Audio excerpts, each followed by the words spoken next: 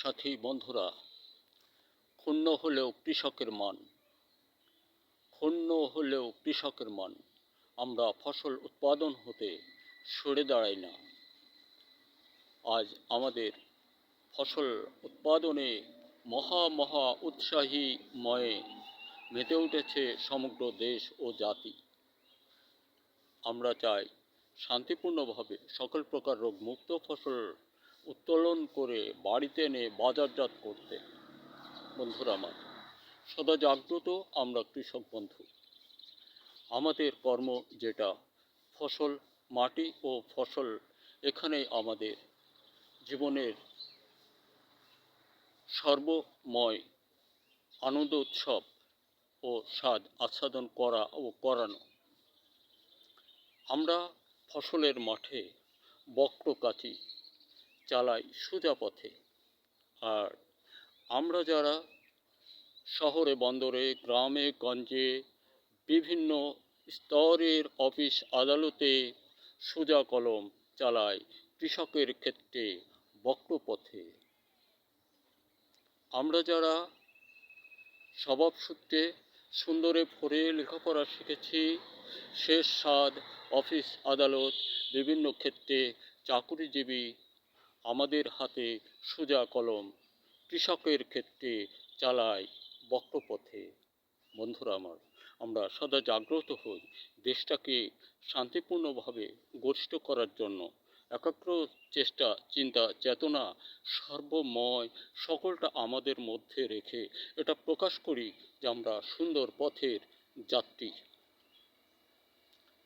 আমাদের এখন আসন্ন নির্বাচনে আমাদের সক্রিয়ভাবে সুন্দরে ভরে দেশের উন্নয়ন সহ দেশ রক্ষা, জাতিগতভাবে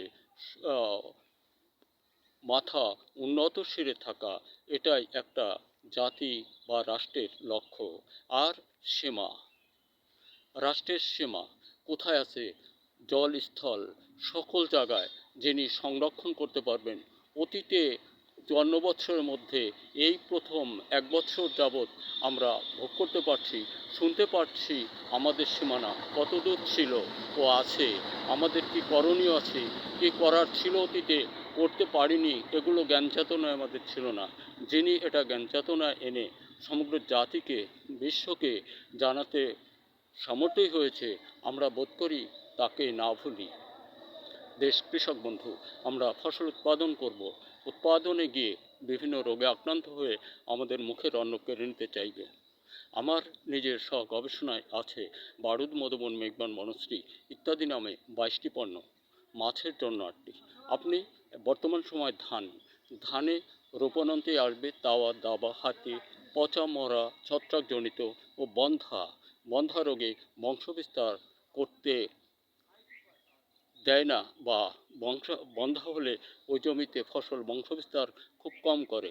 এই জন্য বন্ধা তাড়াবার জন্য মৌসুমে শুধু একবার বারুদ, মধুবন বিঘায় মাত্র 4 কেজি। তাহলে তাওয়া দাবা হাতে পচা মরা ছত্রাকজনিত কোনো রোগ থাকবে না, এরপরে বন্ধা রোগটিও থাকবে না। তাই ধানে জমি জুড়ে যাবে। প্রাপ্তিস্থান আপনার বাজারে খুঁজুন, না পেলে আপনি আলুকদিয়া মৎস্য আড়ত বাজার বিকালবেলাটা আসুন।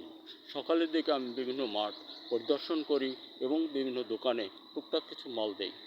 ধন্যবাদ। দেখা হতে পারে আবারও কোনো ভিডিওতে। আর দেশের সকল সন্তান সন্ততিরা বাজে দিকে না গিয়ে তোমরা সশস্ত্র লেখার মতো তৈরি আবিষ্কারে মনোনিবেশ করো। ধন্যবাদ।